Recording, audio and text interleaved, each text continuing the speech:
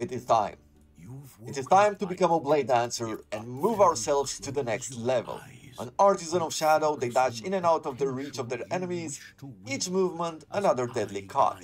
We will get +1 to max shadows, +15 melee physical damage, 15% more dodge rating, multiplicative with other modifiers, and we're getting the skill Dancing Strikes. See you at level 20.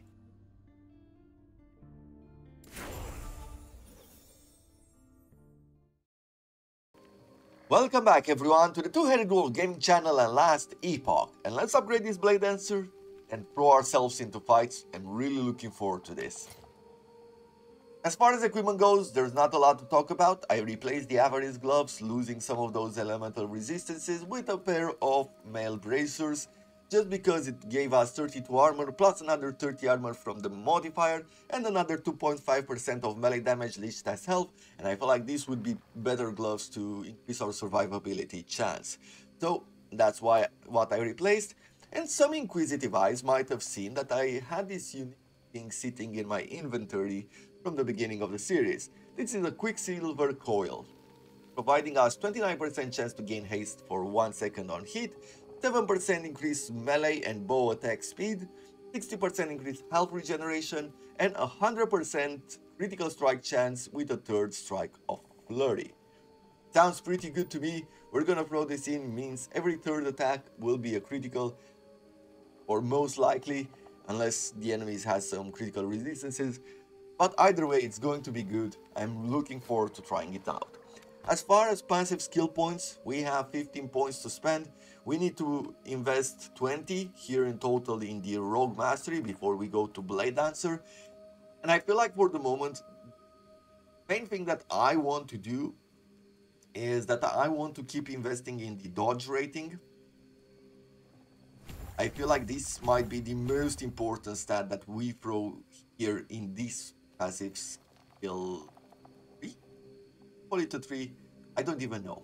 Either way, duelist increased damage with dual wielding by 4% per point, increased dodge rating while dual wielding by 4% per point, definitely something we want. When you use a skill that costs 0 mana and hit an enemy, you regain health and mana, definitely want a point there. Poison tipped, you have a chance to poison on hit while you have a dagger or bow equipped. I pretty much want all of this, unfortunately.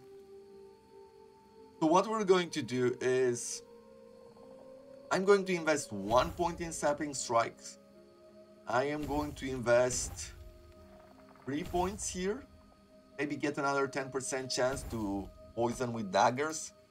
This brings us only to 26%, but we might be able to do something else through active skills. We can get a bit of more critical strike chance, and I guess this is the moment where we can test it. So you have increased critical strike chance per sword, bow, or dagger you have equipped. So since we have a dagger and we have a sword, the critical strike chance should be going up, right? So we have a 9% here, and I'll invest another point in this one, just to have the experiment of it. It doesn't show it. It's a bit unfortunate. Am I looking at the wrong thing? It doesn't seem like that is the case. No, it should be here. It's unfortunate that it doesn't show it to us, but c'est la vie. Let's get into the Bladedancer. I think that's what we're here for, right? Cloak of Shadows. You have additional dexterity and you have a chance to receive a glancing blow when hit. 2% per point. I don't know, doesn't seem too interesting to me. Increase melee damage by 6% per point. And it also gives us 8% movement speed. Okay. So it does say 5-point bonus. Increase movement speed by 8%.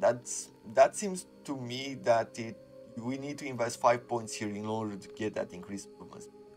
I think that is the case. And flow. Gain a stack of flow whenever you use a unique skill. Using a fourth unique skill consumes all stacks, causing the skill to deal greatly increased damage. Stacks fall off after 4 seconds of not using a new unique skill.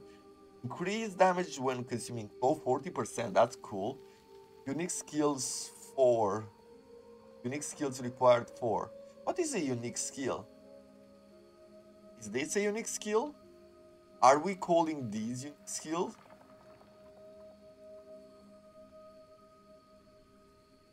Huh. It is a bit weird because I don't know what a unique skill is. Either way, let's get into this one. I think I want that movement. So we're gonna fully invest here. Yes, and now the increased movement speed it up. So that means that this is applying. Okay, let's take a look at the two active skills which we've gained here from the Bladedancer mastery. Dancing Strikes requires dual wielding a series of fast dash attacks. Dancing Strikes movement does not scale with attack speed, but Dancing Strikes deal 1% more damage and 3% increased attack speed. That is pretty important, the attack speed, or the reason why it doesn't scale with attack speed, and I'll show it to you in a second. Shadow Cascade requires dual wielding a circular attack that's also used by your Shadow clones. Shadow clones is sort of like the Echo we've seen with the Sentinel, not exactly, but sort of. So, if we're taking a look here, this is Dancing Strikes. It's this type of attack. You can see that it has sort of a... It looks really cool. However, it requires that you have a lot of dodge, because you'll fight with a lot of enemies here and there. And there's these moments in between attacks which are really annoying to me, because during that time you don't really do damage, but the enemy can hit you. Then we have Shadow Cascade. As you can see, it's a whirlwind. In a way, it's a circular attack, I guess. I'm not sure exactly what I'm going to use. I think I'm going to stay with Flurry. I think I'm going to build this in a weird way. We have a boss battle here, so we should get into active skills. And you can see that I've specialized in Flurry, Shift, and also the Smoke Bomb. As far as Flurry goes, what I want us to do is go this way. With Lethal Vector, damaging elements inflicted by Flurry deal more damage. We can do that. We can get some poison penetration here. But I don't want that at the moment. I feel like getting the extra damage over time is actually better. Maybe even poison strike chance. So I'll invest 3 points there. I am thinking that I want to go with another one of these. Right? Getting an extra 10% to poison with our first attack. That could be the way to go.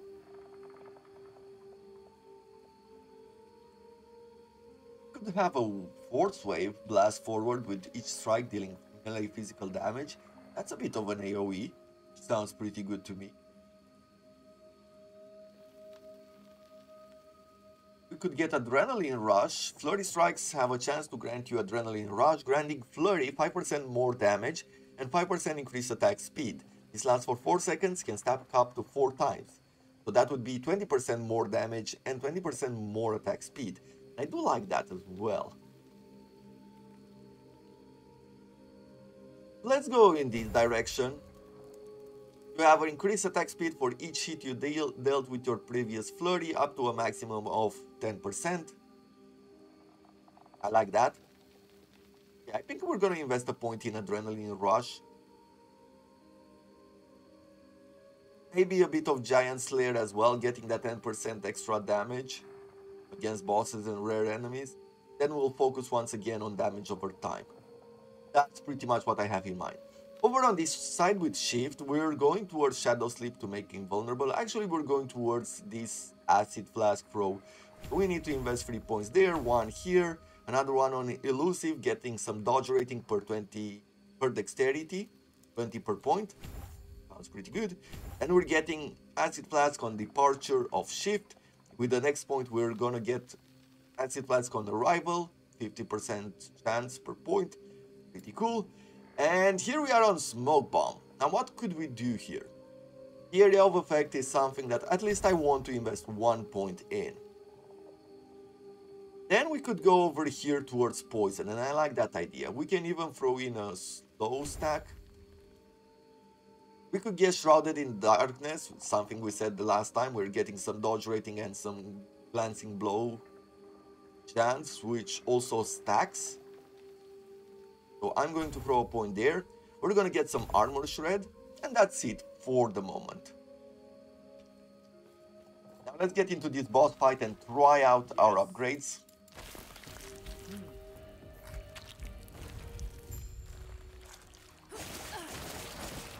Poison bomb, poison smoke bomb, not poison bomb. You can see that we have pretty good damage.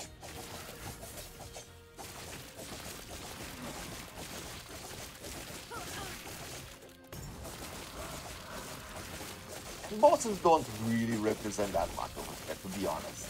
I don't know, it feels, with all of the characters which I played, at least through the campaign, bosses didn't represent the threat. The real threat was represented by mobs. Getting grounded can be pretty bad. Getting multiple stacks of poison or bleed can also be quite bad. Here it is. Easy. See. So we've gained another point here in Smoke Bomb. We're gonna go with Toxic Cloud. Armor Shred applied by Smoke Bomb is converted to Poison Resistant Shred. I think that is okay. At this moment, where are we at? 26% and 39 poison damage. Okay, that is not enough. In a way, I guess the physical damage might be better. Let's upgrade this dagger and provide it with a bit more damage there. Can't upgrade the poison further. I guess I don't have any of the necessary modifiers to do this. A bit more chance to blind as well. We'll leave it at that. I really need to find myself more poison. Anything that has to do with poison. Let's see. Poison. Just resistance that I can throw in. Maybe on this one. Still resistances. Yeah, we'll stay at that. I definitely need a lot more modifiers. I need to farm a lot more. Probably need to spend a lot more time in the end game to actually get plenty more of these shards that we could craft some really good weapon with. Even though I'm investing a lot over here in poison chance and poison damage, if we don't find some equipment which really scales up, then it's going to be for nothing.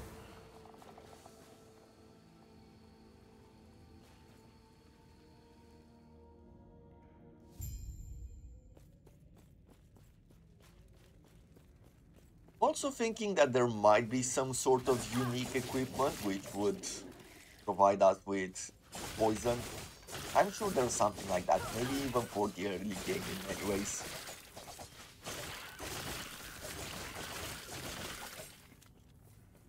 But maybe the main way to go here is with Acid Flask. Acid Flask will apply the poison. It's going to be more powerful than anything that we have with our normal attacks.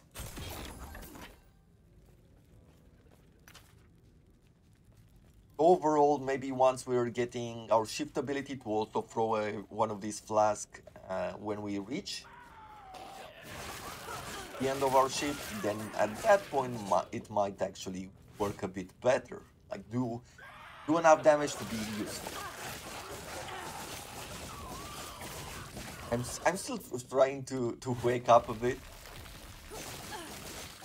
I have a nice cup of coffee right beside me, but started doing bouldering and climbing. I think it's been about a year since I started doing it, and I'm still training. And I still have like these super powerful sessions where I am trying really hard. I'm feeling pretty good energy-wise, and I'm trying really hard, trying to learn courses where I'm struggling in both technique and strength, right? So after doing one of these like 2-hour sessions just climbing, doing lead climbing and things like that, the next day I will wake up with this "hey baby" kind of voice, and it takes a while to warm up. And thus you'll find these two huge distinctions of my voice, where on one side I have the voice of "hey, hi friends," and on the other end I have this "hey, how you doing?"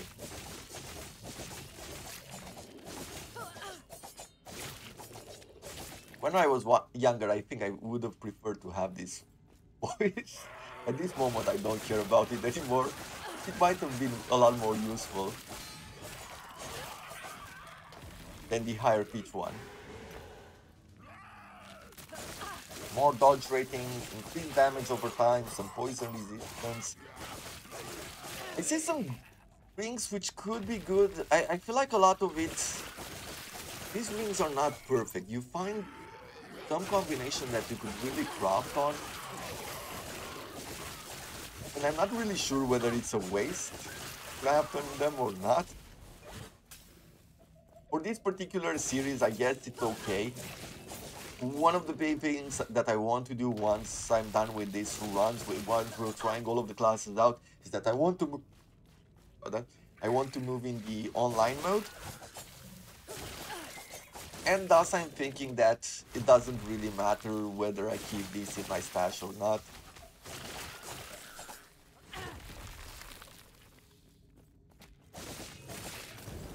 As you can see, with all the dodge that we have on us now, you can see the dodge appearing above our hand quite often. I feel like we're doing quite well for the moment. One of the things which happens here is that when you go in your character screen, you can't see your health anymore. I don't know if that's good or bad. Probably shouldn't open your character screen when you're fighting. You can see that we're getting also a lot of stacks of poison, but we have some poison resistance here, so we're okay with that.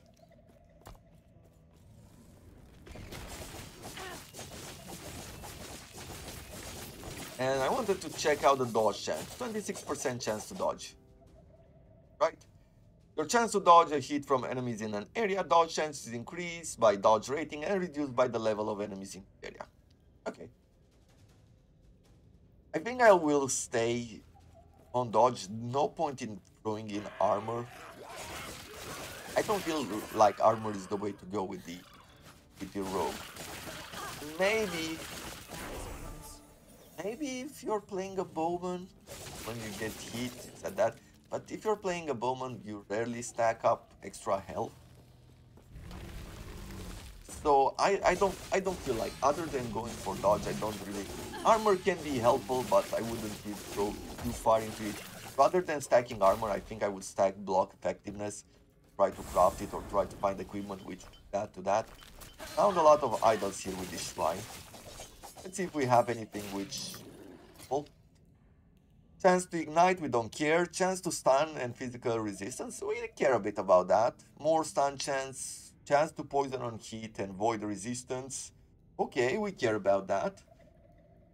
Health and elemental resistances for everything. A bit of mana, 70% chance to stun. What do we have here? 9 ward on potion use. 9 ward on potion use is not that efficient. It's only 9. So that goes down very quickly. 6% chance to gain 30 ward when hit. That is something which I do consider good. Let's throw in this 17% chance to stun. And also this 11% chance to stun. That would bring us to 102% chance to melee stun. This would also allow us to remove this dagger.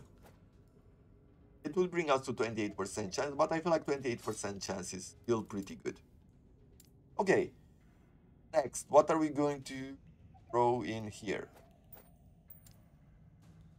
Increased mana regeneration and some damage over time, and a bit of poison resistance, but we lose on a bit of critical and some dodge rating. I think I like that. We seem to be doing pretty good overall on survivability. We don't need to worry about anything. category. Extra damage is good damage.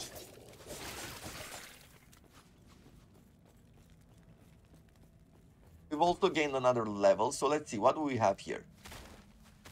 Well, let me kill the nearby enemies, then we'll look at it. This one.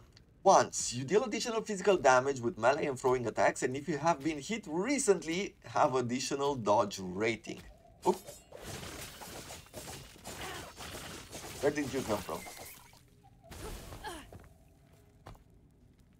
That's interesting to me.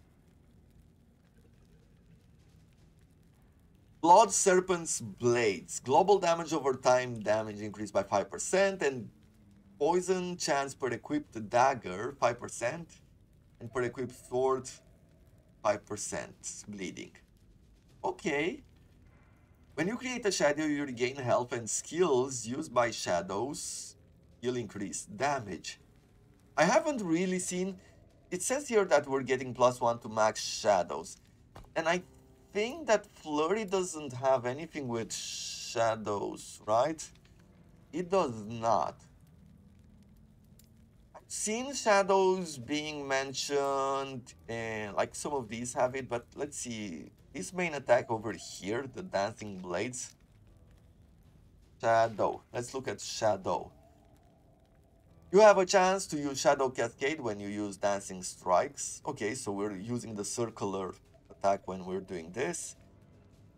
Dancing Strikes inflict enemies with Shadow Dagger. That's another attack. Dancing Strike's second attack creates Shadow, but Dancing Strikes cost more mana. Shadows will repeat one skill you use before vanishing. Shadows can repeat Acid Flask, Shurikens, or Shadow Cascade, and their damage scales with your damage stats. You can have 3 shadows at once and they will disappear after 5 seconds. I've seen it here in Smoke Bomb as well, and I thought I might want to do that, where the smoke cloud has a chance to create a shadow each second at a random location inside the smoke cloud, and that's something that I want to go for once we're done here with the poison.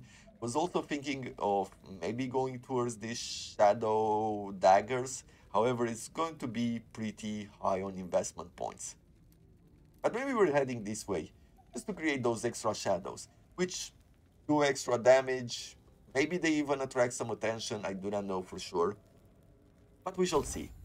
For now, let's keep going here so that we can go towards the toxic cloud.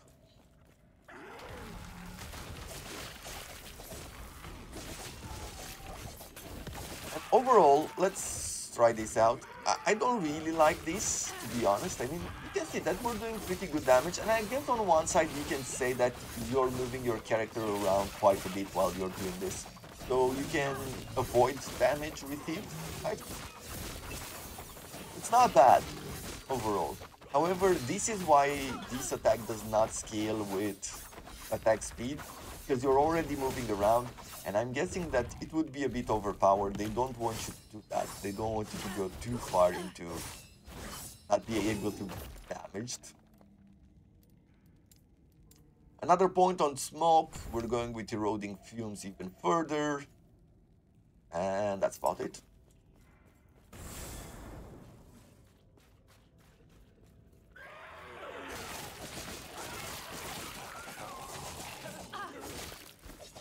I'm really enjoying this rogue melee fighter. I have a...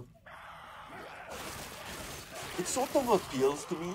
It's dexterity-based characters that can go into melee. I felt this sort of attraction for these classes when I played in Path of Exile a Huntress for the very first time.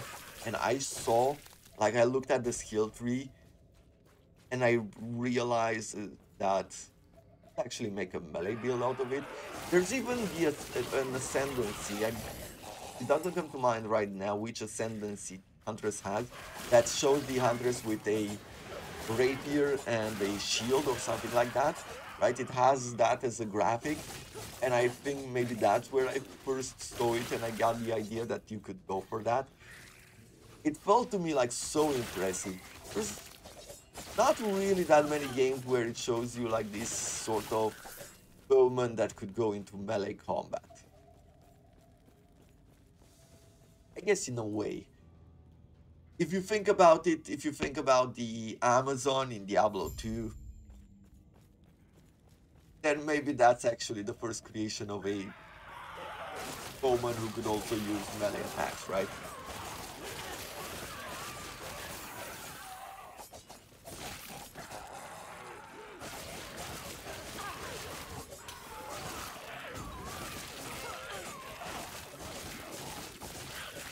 Okay, so let's see Flurry here. We've gained another point. Let me use Shad.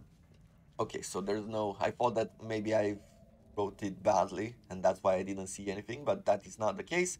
Let's get an adrenaline rush here. We'll invest 1 point into that, as I said, and at this moment, I'm not going to invest into the extra damage on bosses. I think it's better to throw it here. And I think I'm going to go with Poison Penetration first of all, before I go with... Actually, first strike poison chance increased by 10%, and third strike poison resistance shred is by another 10%. Sounds okay. Feels like one of those things which might be better. What would be... So the difference would be if I throw points in direct poison penetration, it means that it pushes past their resistance, right? And that can happen with every... And that happens actually with every attack, because it's about percentages, right? Yeah, 10% per point. So we're doing a bit more damage there, rather than poison shred, poison resistance shred, where we would be removing their resistance with each hit by a certain chance. Definitely too early in the morning. However, I like how it's going, and I like the thinking about it. I like this game. Last Epoch is definitely a game you should try out. I feel like it's good for everyone who's interested in this sort of game. If you're looking for story, there's definitely a good story behind it, but there's not a whole lot that happens along the way. I mean, I've looked at some of the conversations. Explains the state of the world, but there's no conversation that is, I don't know, this like super narrative line that you are going to be invested in. I think that is the word. You are building a character, you are trying to stack numbers and things like that, and I believe, I mean, by the way that you see things moving around, you see the numbers grow, and you're constantly looking for better equipment and things like that, I believe that this takes you out of the narrative. Not like... Even if you think of Baldur's Gate, right? You're moving around, there's many times you have like these big conversations, and you are going back and forth, and you find equipment, but you find it either in cities when you are already resupplying, so you know what you are doing and what you're on about. Or you sometimes find it on different enemies, but generally speaking, you just ignore it, you collect all, and on the rare occasion, when you're having one of these big battles against bosses, which you are already like super involved in, at that point that you collect the reward, really unique armor or weapon or things like that. And it's then that you look at the stats. You're not super involved. You're not constantly looking at the numbers. You're not constantly thinking about your roles. Or maybe some of you do if you're playing tactically. But either way, you can ignore it and be fine with it. I am going to go here with this global damage over time and the poison chance. I guess I should go with once as well, getting that additional dodge rating and melee physical damage. Not superb, but I guess it is something. Then we're gonna keep investing in damage over time.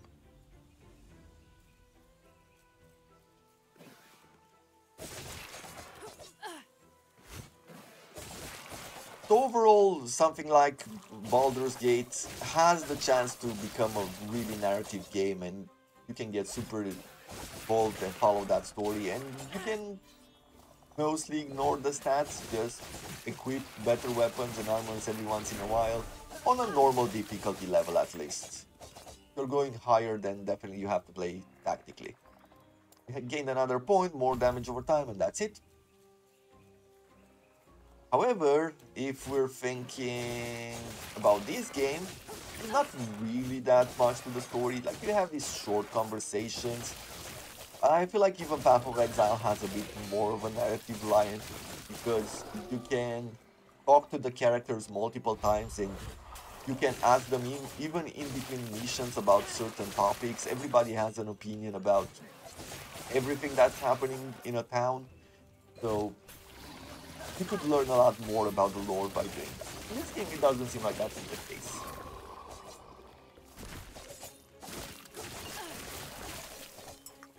Okay, we'll be fighting this dragon and then call it a day.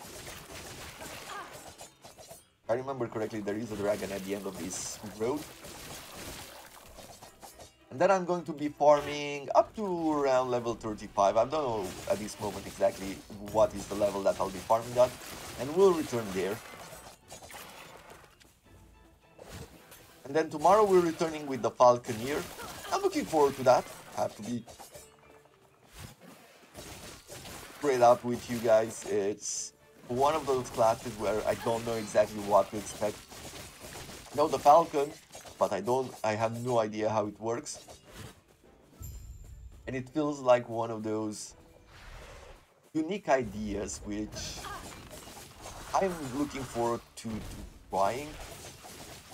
I remembered hearing, when I heard about the Falconeer and I heard some details about it, that the developers were talking about the Falconeer using like poison bombs and things like that.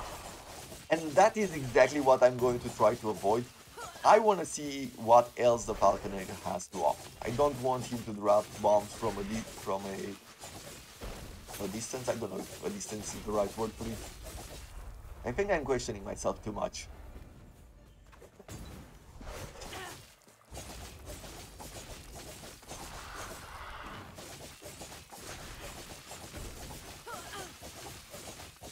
But either way, we've gone a lot with damage over time with the rogue, both yesterday with the bowman and with the marksman, and today with the Bladedancer.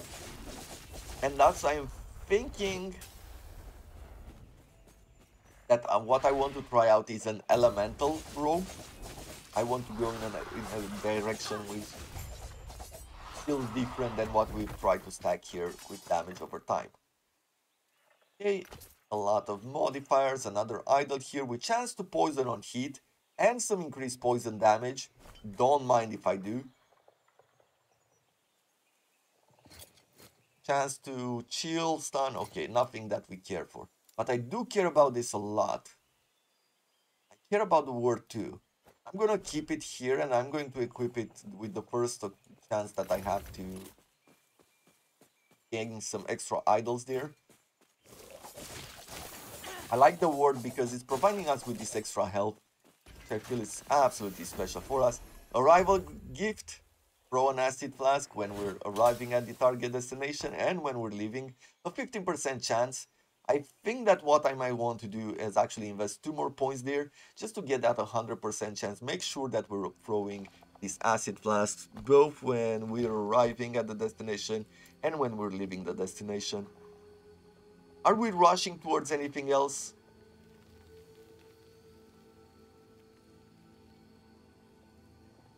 There's some poison here, but it's only with bow attacks. I guess the cleanse ailments is something that we might rush towards.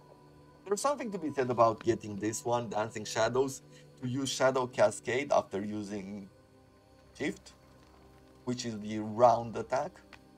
That could work really well. Or Shadow Daggers. No, we'll go with Unseen Strike. If using a melee weapon, when shifting, you perform an Unseen Strike hitting enemies along the path, which is dealing physical damage with 100% added damage effectiveness. This is going to help us clear out, right? We're throwing bombs where we're leaving, we're hurting enemies along the way, and we're throwing another bomb when we arrive. I like that. That's the direction that we're going to go with. Okay, well, that is going to have to be it for this episode. See you in the next one. Hope you have enjoyed it. If you did, do consider leaving a like, as it does help me a lot, helps the channel grow, and that would be wonderful. Until the next one, I wish you all to have a wonderful day.